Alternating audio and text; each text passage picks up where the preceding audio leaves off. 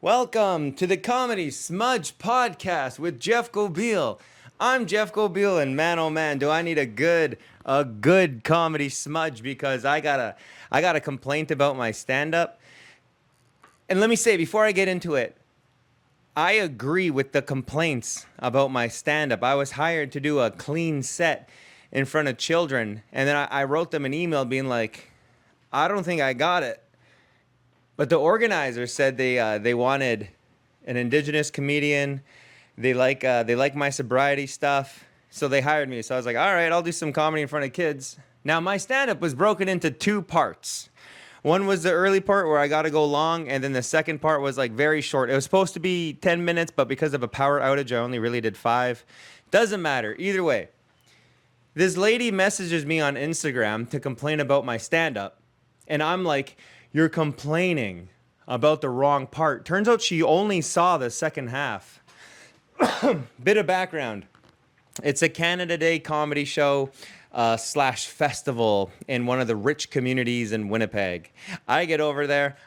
I do the first set. It goes a little long. Not a big deal. It was really fun. Got some good feedback. People coming up to me from the crowd, like my stuff kind of thing. All good.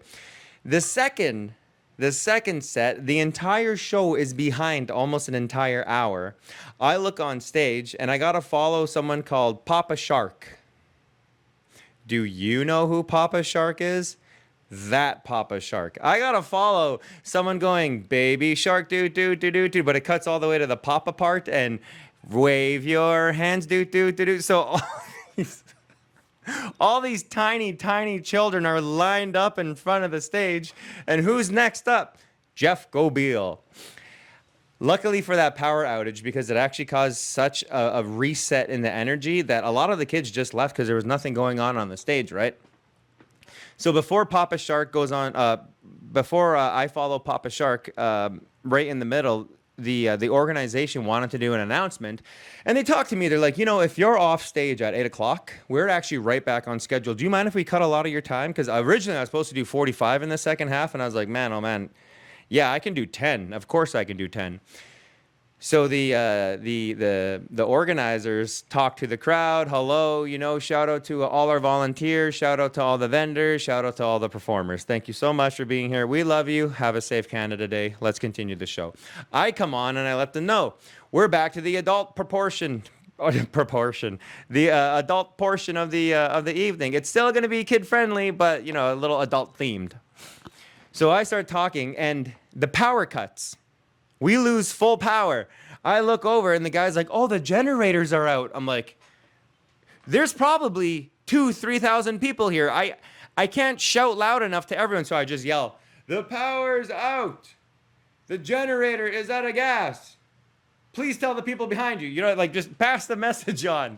I'm like, wow, I might not even be able to perform, but luckily they paid me ahead of time, so who cares? So I'm looking at my jokes, and I was going to open with one of those kind of child movie jokes that's only meant for the adults. Almost like in Shrek 3, how Puss in Boots was explaining to Shrek that he's royally fucked. But before he says fuck, a loud air horn from the ship goes, Mwah. So the whole joke is like, oh, well, Shrek, you are royally. Mwah. Kids don't get it. Adults get it. It's good. It's fun. I was going to open with a joke about Euphoria. I got my hair cut recently, true story, and this lady's trying to tell me that I look like Nate from Euphoria. So the joke is, have you seen Euphoria? And I say, well, I've seen a little bit of Euphoria, and to be fair, the clips that I've seen from Euphoria, I've seen 1,000,000 times. I get on stage. Maybe I got 5 minutes before 8 o'clock. I have to be off stage at 8 o'clock. I decide I'm cutting that joke. Also, there's another joke that's a little racy. I'm going to cut that joke. You know what I'm going to do? I'm going to joke about the weather, and I'm going to joke about my sobriety. That should be about 5 minutes, nice and tight. I go on, joke about tornadoes, and I accused the city of Winnipeg of acting like an angry ex-lover. The second joke was my sobriety. I'm 3.5 years sober from drugs and alcohol. And I think it was that line, the fact that I said drugs and alcohol to an audience that had children in it. that this one lady felt the need to shoot me a message and explain to me that should I ever get offers for family shows in the future, that maybe I should reconsider. Fair enough. I don't want to do it in the first place. No, I actually really enjoyed myself. But the fact that this lady didn't catch the early show, because the early show, I was talking about how I got hired to be a sexy firefighter on the TV show Acting Good. Not to brag about being a sexy firefighter, more so to brag about the fact that, I've played a non-speaking role on TV. That was my whole thing. When you're a native guy and you've grown up on welfare, you've learned that there's just a certain class of white people that you either got to win quickly or you will never win, and they'll keep this like judgment about you. Or maybe it's my own like am I vindicated? Is that how you use that word? Maybe it's my own level of that. But anyways, I get on stage and I decide open with a quick joke, which I did. Also, I joked a whole lot about mental health in the first set. That should have been the biggest complaints, but no. Jeff joking about his sobriety. It drew the complaints. That makes me so happy. That keeps old Gobeil smiling. You know what I'm saying? Oh man, yeah. I joked about having PTSD, general anxiety, like I made a whole show of it, man. And then I went into being a sexy firefighter. For those familiar with my material, I also got a joke where I set up that I'm Winnie the Pooh. And like that's the big reveal. But while being Winnie the Pooh, I'm sexy. I'm flirting with girls. And I straight up used the word sexy, and people don't mind it. Apparently it was fine. And there was a lot of children in the audience during that first set too.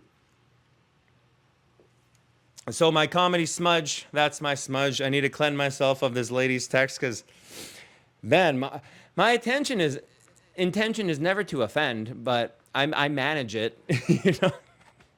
I seem to get away with it. But something about that message, man. I'm like, you're mad about the wrong things.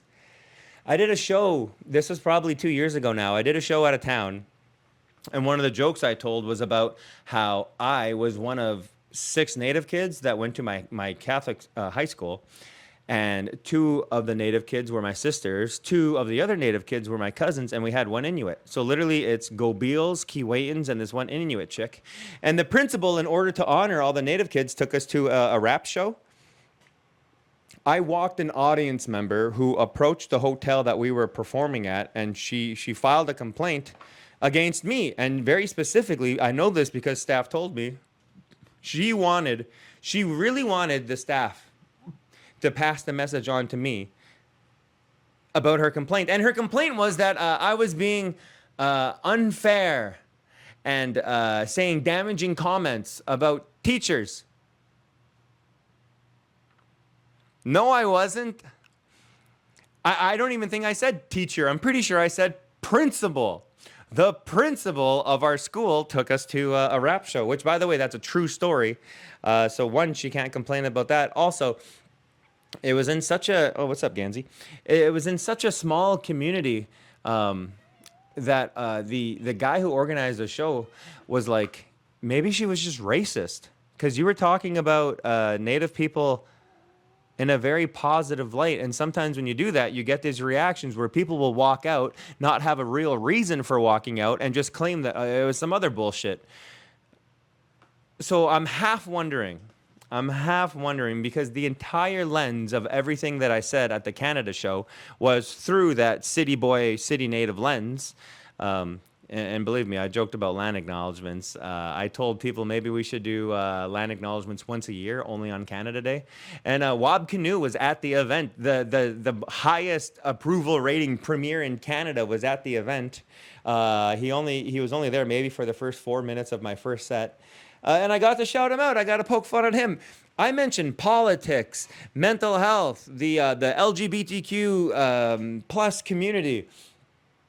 But it always boils down to it's always some joke told through the lens of my indigeneity that People have a problem with, man. People are so crappy, so crappy. So consider myself smudged. Consider myself comedy podcast smudged. No more will I carry this stupid story around. If only as a cautionary tale to other comics about the shit that I go through. But hey, I did want to do something. I got media training on Wednesday. I'm a part of this. Workshop. I don't think I can shout them out, or maybe I shouldn't just to be safe, but I'm a part of this workshop. They're kind of a big deal. And hopefully by December, your boy will have an audiobook published. We'll see.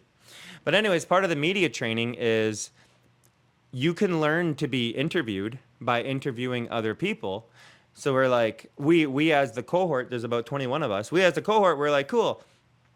We don't have interviewing skills, so one of the mentors of the program sent over 20 questions for interviewing elders. Some of these they feel kind of invasive, but I like them. So I'm gonna practice interviewing by interviewing myself. This is two birds getting stoned at once. 20 questions to ask elders, although I'm going to skip a couple of them just because they're not filled in. Like this one says, I've come to you today to please ask you to share with me blank. So anything that has a blank in it, I'll skip over. I got a cough here real quick. I'll sip my water and we'll get to the next segment of the podcast, the interview part where I'm just interviewing myself.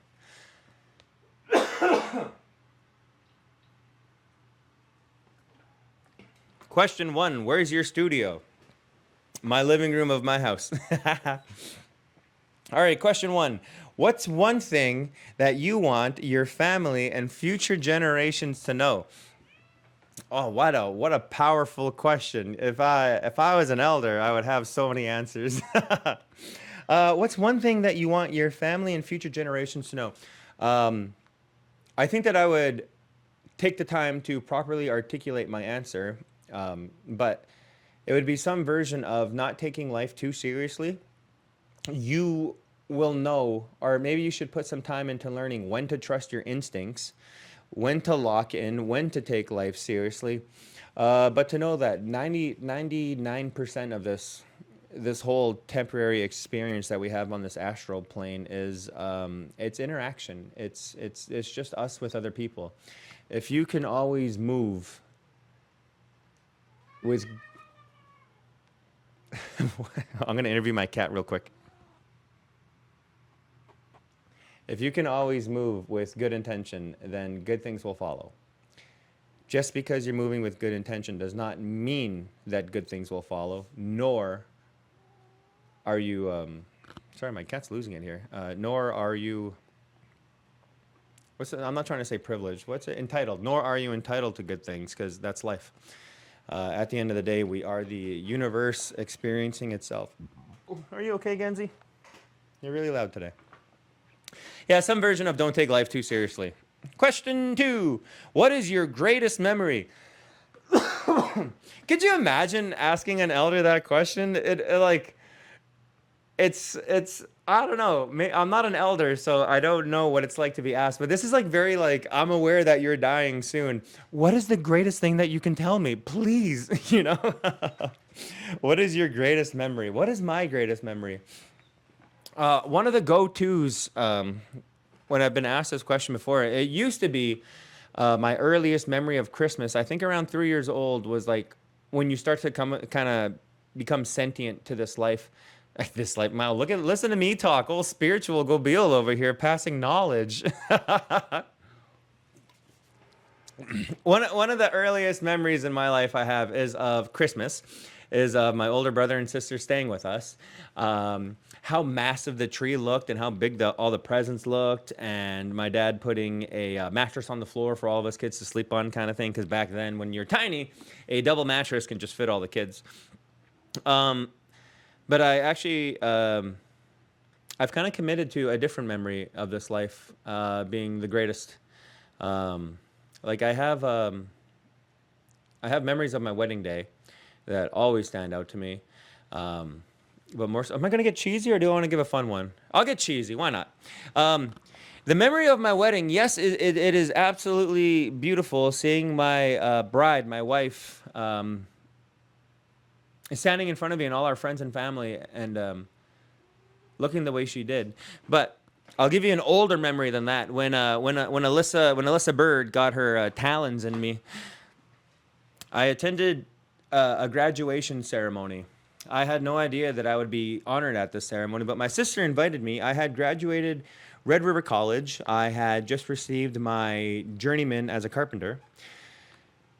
I go to this ceremony, and they're honoring Alyssa Bird, my sister, some of their friends for graduating university and becoming lawyers, getting their Juris Doctorate. And they call me on stage. They're like, hey, you're part of this. Come on. I'm like, what are you talking about? They're like, we have a feather to present to you, and we have, some knowledge to bestow on you. You're now, you're officially in that role. You're in that learning stage, or the learning stage is done. You're now in that leadership role. And sooner than later, you'll be guiding people smaller than you, younger than you. You'll be leading community. Do it in that good way. This was concluded with the lady who would eventually become my wife going into a naming ceremony. And she was named, well, I'll say what her name is. It's for her to choose who she shares it with. But she received her name. And when she did, they wrapped her in a blanket, a star blanket. The White Lodge that we were in has an eastern door, and they decided to open the western door. Eastern is where that life comes in. Western is where that life goes, where we go. And my wife is standing there, and the sun just happened to be setting and comes through the western door, absolutely creates this aura around her. And of course, my future wife is in tears. She's like, "Oh my God, you're giving me my name, and this next period of my life, what's it gonna look like?" And I was completely taken with her, man. My greatest memory is Alyssa Bird in that moment. And I did the cheesiest thing. I was with my friend Chuck, and my friend Chuck was commenting on the blanket, and she goes, "Wow, beautiful." And I look at Chuck, and I go, "She is." What? Okay, we're back, part 2. It isn't a true podcast with Jeff Gobeil if there isn't a technical difficulty. So, you know what that means. Now I officially have to edit this damn thing. Glue it together, make twice the file space for all the stuff I'm keeping in. What a hot podcast. Anyways, my greatest memory is attending a naming ceremony and a graduation ceremony and seeing the lady who would become my future wife just look really beautiful. Okay, next question. For an elder, me interviewing someone else, being myself. What's something that happened to you that you know to be true but don't think anyone will ever believe you? Oh man, what a sentence. I think what the question is, if I'm understanding the question correctly, I believe the question to be, what is something that happened to me that when I tell people, they say I'm lying. They think I'm bullshit. Oh man, I got a good one. There was one time, 2009, 2010, I had gotten my hands on a rosary. I can't remember where it came from, but it was very sentimental. It had some feelings behind it, and it was a cool looking rosary. And in 2009, 2010, man, you can get some fine ladies walking around with a rosary around your neck. And I was never one for rosaries and Christianity or anything like that. Although I went to a Christian high school, I knew how to be purposely offensive. I'll say that.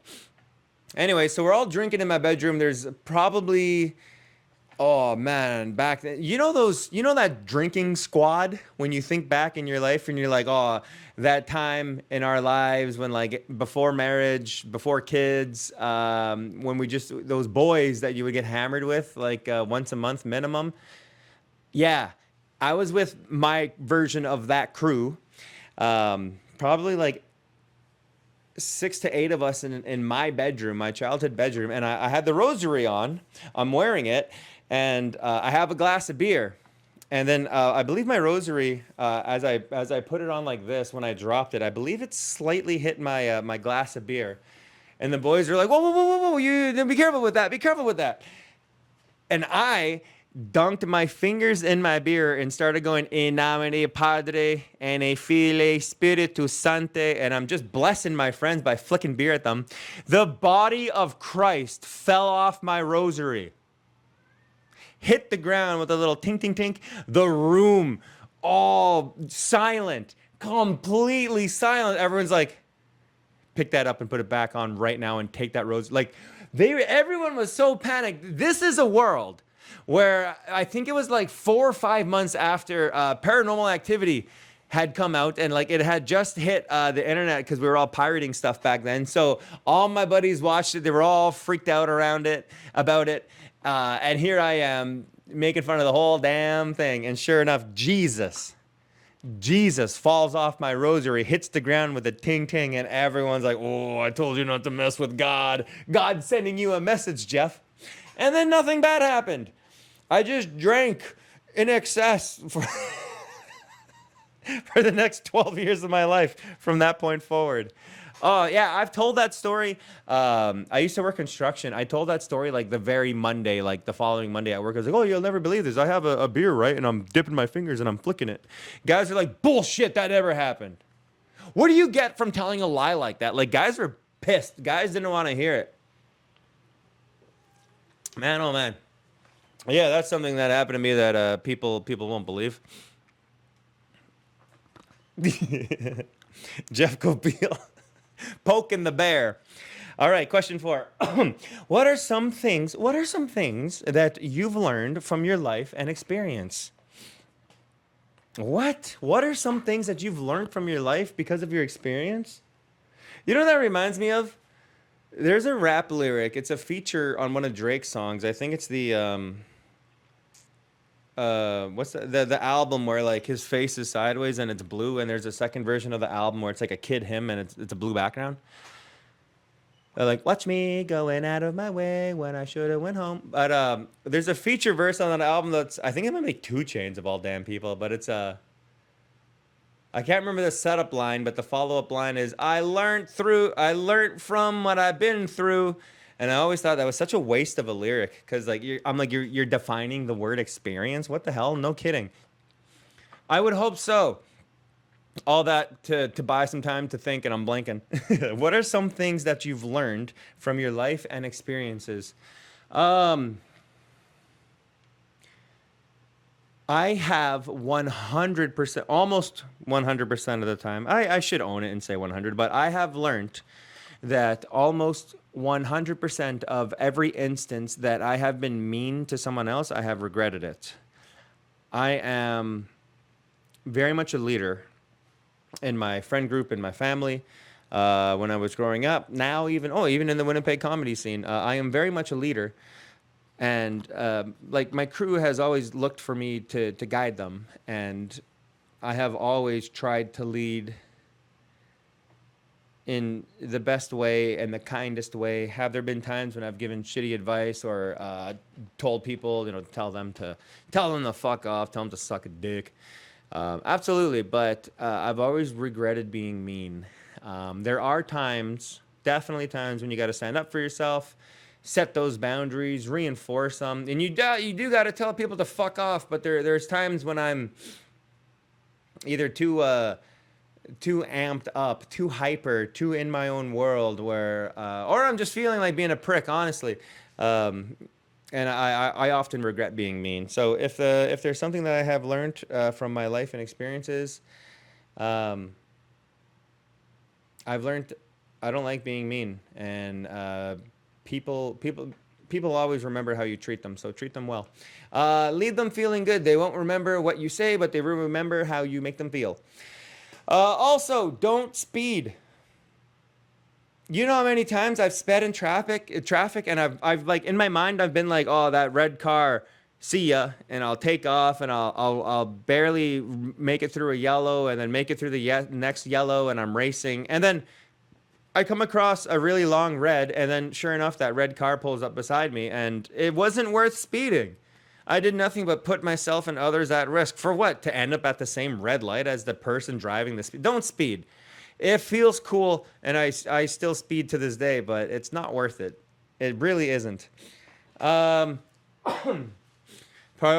reading over being on your phone. Prioritize your mental health. Learn, if you don't know how, learn to be emotionally articulate. Learn to understand your feelings and be able to explain them. I have worked with some clients I'm a social worker. I have worked with some clients who only know how to say I'm depressed. And because of that language, we know that they're sad, but we also depression implies so much that just saying it sometimes, and then saying it too much, can almost get you like less coverage, less help, even in conversation. Imagine a friend that always tells you, I'm depressed, I'm depressed, I'm depressed. It doesn't imply suicide, but the risk is there. And the flip is true too.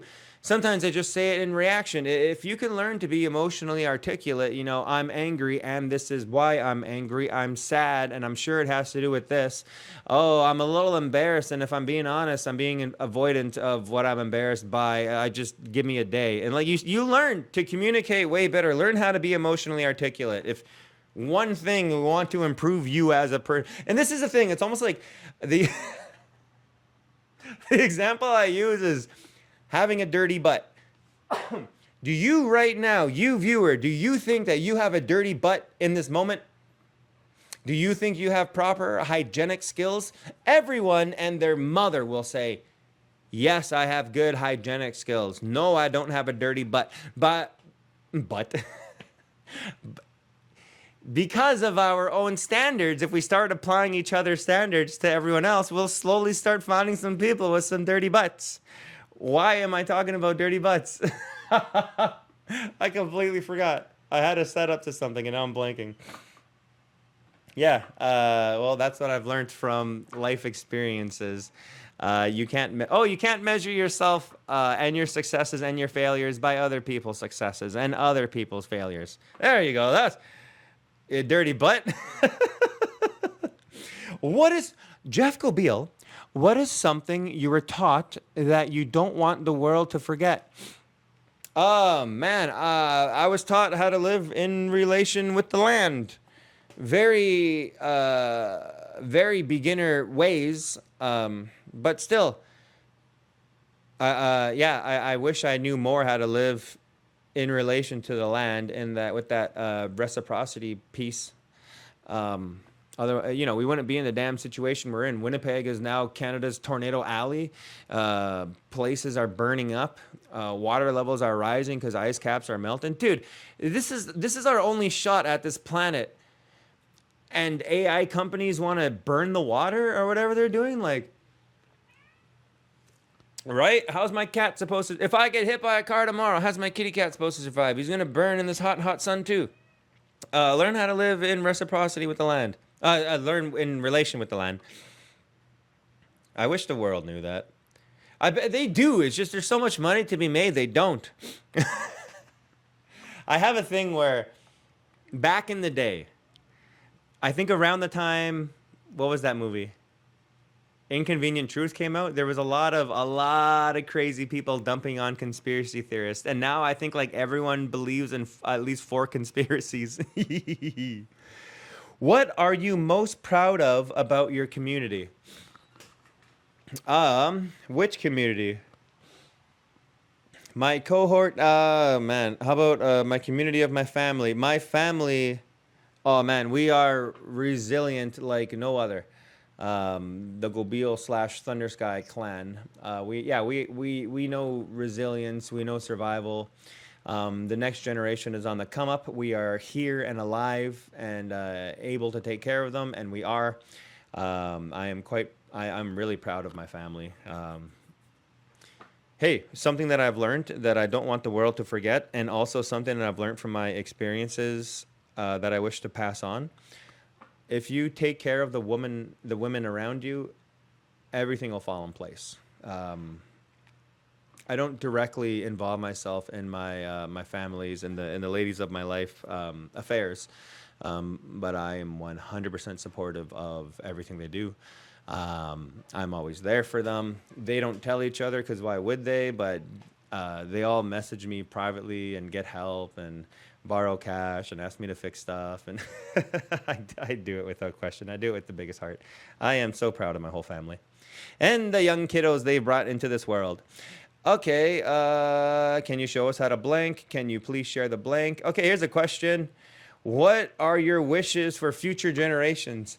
In terms of my future generations or I wish that future generations obsess over my stand-up. I wish that they continue to replay and laugh and learn joy from my stand-up. Stupid answer. What was the question?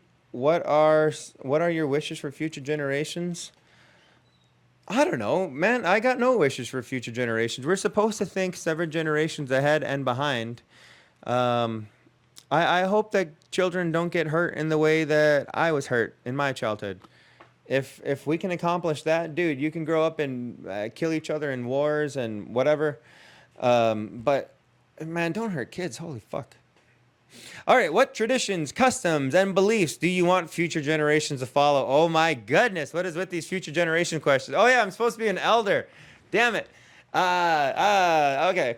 What traditions, customs, and beliefs? I hope ceremony never goes away. I do believe that the oral tradition will never go away. However, I believe with enough distance, I don't know if that's the right way to say it, with enough, maybe distance, with enough distance between generations, I think traditions will change, depending which is the dominant group and who learns from who. Yeah, traditions will very much look different than they once did. As long as the intention is there, I think we'll be okay. To know yourself, to know your community, to take care of the elderly and the young, the women and the men, in that order, I believe. Yeah, I think we'll be okay. What customs I want to keep kept is that community, not just for my people, for all peoples. Blank. Okay, what is your funniest memory? Oh man, I hate this question. What is your funniest memory? I used to tell this story about a dog, but it's almost like American's Funniest Home Videos, where unless you're in that moment or like can see a video of it, it's not funny. There was a blind dog and he was mean. People would like get worried that he would get out of the yard and like bite people and stuff. So me and my Korean buddy, when I was like 7 years old, okay, I got the funniest memory. No, I can't say that on podcast. Me and my Korean buddy, we're walking by this fence and it's a baseball diamond, and baseball diamonds have 10-foot tall fences. This dog, I guess he got out and just starts charging at us. And he's doing the whole like two legs just about touching his own nuts while his back legs are just the most powerful galloping a dog can do. And he's coming straight for us, beeline. The only thing is, because he was an older dog, he was also kind of blind. I guess he either didn't see the fence or I didn't realize how tall it was, because as soon as he got from me to the camera, which is probably 8 feet, 9 feet, he saw the fence and he decided to jump. And sure enough, he only got like 4 feet off the ground and he just ate shit, banged into this chain link and was tossed backwards. And it was really funny. It's one of my favorite memories with my Korean buddy. Okay, the memory that I thought of. I don't think it's bad to share, but it is like thinking about it makes me laugh. I was at a place called Fun Mountain. Fun Mountain is a water park. In this water park, there is one slide that is notorious for being the scariest. It is completely enclosed, and it's called the Dragon Drop, because the mouth of the slide has a dragon on it, and it starts off by dipping right down and going. And it's very exhilarating. You go down it, and you're like, whoosh, and it hits you. So I'm in line. And unfortunately, a little girl is kind of cutting in line. I would put her at 7 or 8, something like that. And there was a bee. I'll say that. There was a bee. The bee landed on me, and I panicked, and I physically hit the bee. Now behind me is my sister, Kakige. Me, Kakige, and my other siblings are kind of down the stairs. This girl had cut in line. Now there is the lifeguard, there is me, and there is either the worker or the parent who's with the child. And this child is standing backwards to the slide, like the slide opening is right behind me. And the bee starts flying at her, and she goes, and she ends up tripping over the slide. She is now laying on the slide's entrance. She's not going down, but she's laying there like, because the water pumps are really powerful because you got to be going down the slide and they're like, I don't know, 5 inches in diameter on either side. So she's getting blasted. She's basically being waterboarded upside down in the slide going, and because of the force of the water pump, she's starting to slide backwards. Now I, being the reasonable adult I am, decide to go, oh, whoa, whoa, reach in and grab her. Because I'm the fastest, the lifeguard reaches and he's like, oh, whoa, I guess he's the adult. The worker or parent, I don't know who she is, but she reaches for the kid and goes, oh, whoa, he's got her. I realize I am an adult male grabbing some, 8-year-old girl. I got no right touching her. I immediately panic. I'm like, oh, whoops, I'm not touching her. So then the lifeguard goes, well, we'll get her, because now she's further. And again, laying down on her back, head first down the slide, the exact opposite of what you're supposed to be doing on the drag and drop. And then the parent, of course, finally panics. And when she goes, she ends up pushing the girl down the slide. And this whole mess could have been avoided if I just remember that bees won't sting you if you leave them alone. And I panicked and went, push. I remember my sister Kakage ducked down in the corner, and I had her like give me a play. I'm like, "What are you laughing at?" And she's like, "You didn't see it? You didn't see this poor girl fall backwards because you hit a bee, and then you tried rescuing her, but then you stopped, and then the lifeguard tried, but then he stopped, and then the parent tried, and then she stopped. Oh man, what a mess!" My funniest memory is that. My word. All right, what else we got? I'm feeling quite smudged. I will say I'm feeling quite cleansed of this negative comedy cloud that was flying over me thanks to that lady's message. We've got, I think, 2 more questions that are not blanks. So the first one, is there a message to anyone you would like me to record for them? Oh yeah, I'm an elder. I'm going to die. A message to someone that I would like to be recorded and played for them. Oh man, what a question. Who would I even leave a message for? I don't have children. I'm 35 years old, man. I don't got children. I guess my wife. Remarry. Should I die? Remarry immediately. Don't worry about holding on to the memory of me. What the hell? Who cares? my time on this earth is over. No, I don't know. Good question. Maybe to all the kids in my life, the 4 children, nieces and nephews. Maybe I just record something that one they can hear on their like 18th birthday or something. Assuming that I'm dying like next month, kind of thing. I would record a message for the 4 youngest to play on their 18th birthday, and I would record a like more mature, heartfelt message to be played like when they're married or something like that. And just, as almost exactly what I said with the other questions. I would tell them, don't take life too seriously, love openly, the cost of love is lost, and don't be afraid to pay it. Grief and all that, learn to be articulate, learn to be kind. And when they're 18, I would say that in a very simple way that they can understand, hopefully. And then when they're married, I again, just more articulate, more fancy, something bigger to hold on to. And our final question before Jeff Gobeil is successfully smudged. Did any miracles happen to you? If so, can you share them with us? Oh, I don't know if I count it as a miracle, but I'm alive. I don't know. This podcast was supposed to be funny, and now it's getting all heavy. No, I'll keep it. Did a miracle happen to me? Yeah, Alyssa Bird. She saved me while I was drowning. Hey, I survived drowning one time. I survived a tornado one time. I was in a building when a fucking tree smashed in a window, stayed there, and then whoosh and got lifted up into the air. That was scary as hell, but I survived it. I survived the alcohol. Actually, I can't point the camera down, but I survived the alcohol shakes right here where I'm sitting 3.5 years ago. I was really hungover after a bender. I probably had spent 3 months straight drinking, something like that, because it was just past the holidays. And just after Halloween, and I drink all of November, then I drink all of December, and I drank double because it was Christmas time and all that. Yeah, I survived the alcohol shakes. I didn't realize the level that I was shaking at. I thought I was having a panic attack, but when it's real heavy, when you're drinking as bad as I used to, excuse me, and you start shaking the way I was, I didn't know that that was like the thing that preceded death. I truly, I'll never know how close I was, or if I was even close at all. I could just be exaggerating, you know. Honestly, I don't know. But right here on a yoga mat, I remember trying to ground myself after a particularly bad day of drinking, and yeah, I survived it. The amount of car crashes I've survived, I've been in 4 car crashes recently, but in my life, 8, and I've survived. I've lived all of them. Um, I don't know. I think miracles happen to me every day, man. I will never know what plane didn't crash, what car, what driver didn't get behind the wheel, you know, or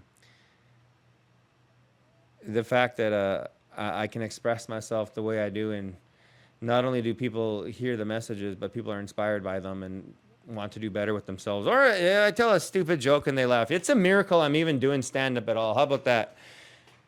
I was so damn nervous in the very beginning. I stuck with it. I knew I had something. You know what the miracle was? The miracle was Paul Robluskis, that first week of October 2022. Hearing him tell all the other new comics, like, good job, come back, good job, we're having another open mic next month. And then taking me aside and be like, hey, come here. Take the shot with me. You got it. Stick with it. We do open mics every Wednesday. You're coming. Because every time I fail in stand-up, I've held on to that moment being like, whatever he saw in me that day, I'm capable of getting back to. It's just going to take some time. And now I'm at that point, man. I'm doing Canada Day festivals where out of 3,000 people, I get 1 complaint. All right, that's the Comedy Smudge podcast. Consider myself smudged. Oh, I really need to learn like some war cries or something. All right, thank you so much.